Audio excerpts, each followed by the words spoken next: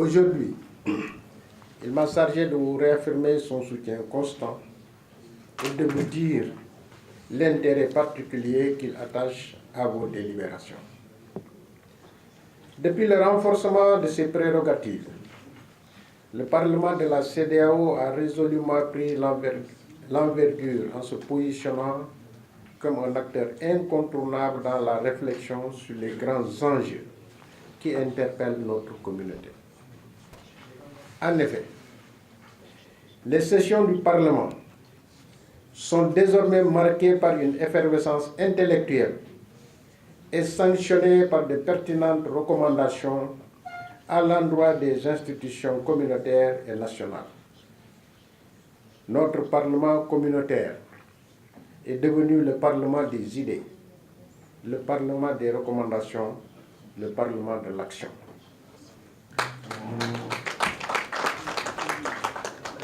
Ce changement qualificatif, nous le devons en partie au leadership et au dynamisme des femmes du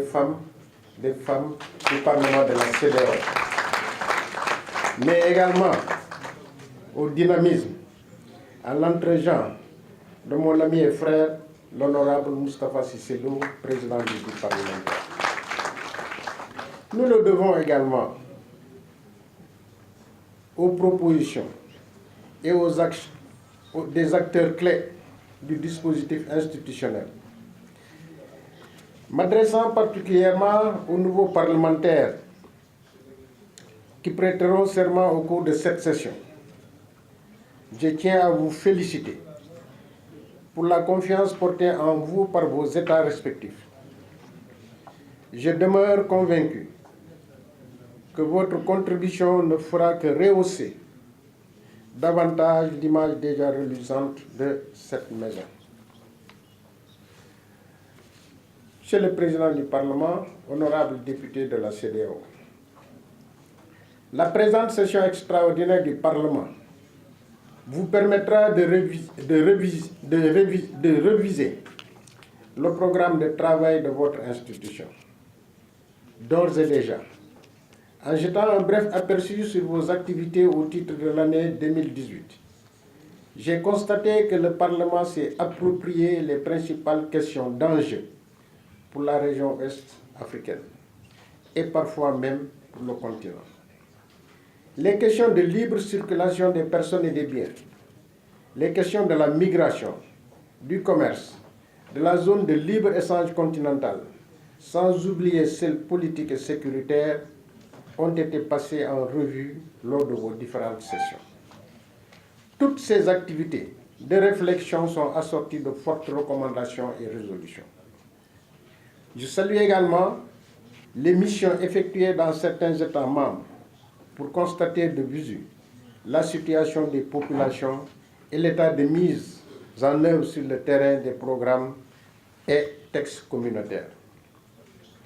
Pour l'année 2018, qui s'annonce avec de nombreux défis et chantiers pour la communauté, l'un de ses plus importants chantiers porte sur la question de la monnaie unique, thème du séminaire parlementaire qui vient de s'achever. À un an de la date butoir de 2020, cette question reste d'une brûlante activité, mais aussi d'une renversante complexité. La monnaie unique constituerait un catalyseur à l'économie régionale. Elle contribuerait à intensifier les échanges interrégionaux en les simplifiant avec des coûts réduits et sans risque de change, au grand bénéfice des ménages et des entreprises. Toutefois, la création d'une monnaie unique pose de nombreux défis économiques et politiques. Pour preuve, l'adoption en 1987 du programme de coopération monétaire de la CEDEAO et la date butoir pour la mise en circulation de la monnaie unique ne cessent d'être repoussées. En tout état de cause, la monnaie unique de la CEDEAO ne se fera pas sans un engagement politique fort des États membres, comme vous l'avez souligné durant vos travaux. C'est à ce niveau que votre implication est attendue pour un plaidoyer auprès des gouvernements respectifs et le contrôle de leur action en vue du respect des critères de convergence entre autres impératifs.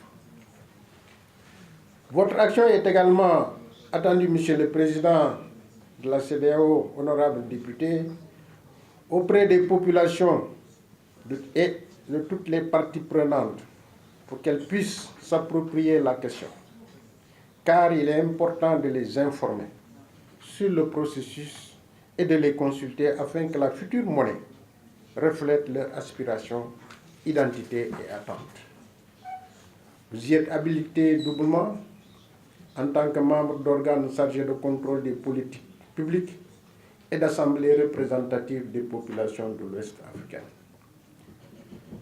Monsieur le Président, honorables députés, l'année 2019 coïncide avec le 40e anniversaire du protocole de la CEDEAO sur la libre circulation des personnes, le droit de résidence et d'établissement. Et connaissant votre attachement à la question, je suis convaincu que vos activités engloberont la question cruciale de la mobilité intercommunautaire. Car malgré les nombreuses avancées dans ce domaine, traduites notamment par la suppression du visa, l'établissement d'un passeport et d'une carte d'identité biométrique de la CEDEAO, ainsi que les nombreux autres instruments juridiques, les défis persistent. Tracasseries et pratiques anormales rythment le quotidien des populations, mais principalement des commerçants et des voyageurs qui traversent les frontières intérieures. Lors de sa 54e session ordinaire tenue à Abuja, le 22 décembre 2018, la conférence des chefs d'État et de gouvernement de la CEDEAO a invité la Commission à organiser une conférence de haut niveau pour commémorer l'adoption de ce texte qui constitue la pierre angulaire du processus d'intégration en Afrique de l'Ouest. Une réflexion proactive du Parlement sur la question donnerait à votre institution les moyens d'apporter une contribution de qualité à cette conférence. Monsieur le Président, honorables députés, c'est pour toutes ces raisons que les conclusions de vos délibérations sont particulièrement attendues. Et je suis convaincu que vos recommandations seront, comme à l'accoutumée, de très haute facture. Je vous remercie de votre aimable attention.